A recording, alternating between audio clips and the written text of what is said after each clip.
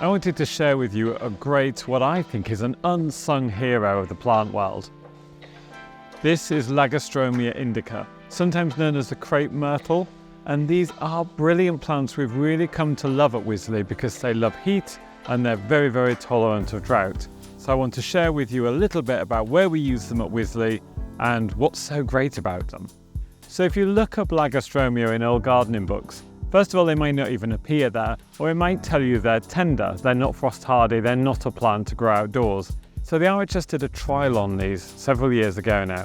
Half of them were in the ground, half of them were in pots, and part of that was a cold test. So those plants in pots were left outside, the root balls froze, and very interestingly, they came through the winter just fine.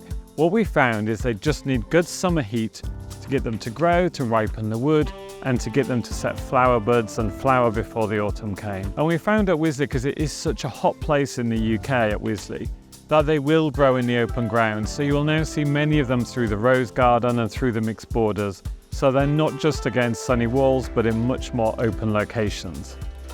They're native to parts of Asia, from parts of China into Himalaya, and the real relevance with their growing conditions back in their native environment is good summer heat.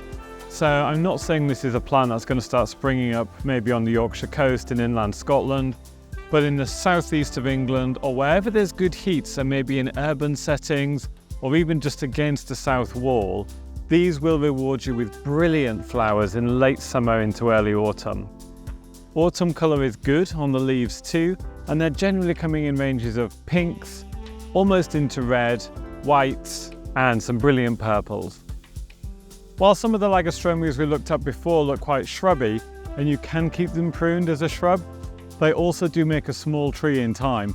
And we've added these as small trees into the mixed borders here to add a bit of height, a bit of drama, and a bit of colour to the backs of the beds. And also you can start to see here the bark peels, and as the plant gets older, you get this lovely patchwork of flaking bark. It's like this lace bark pattern.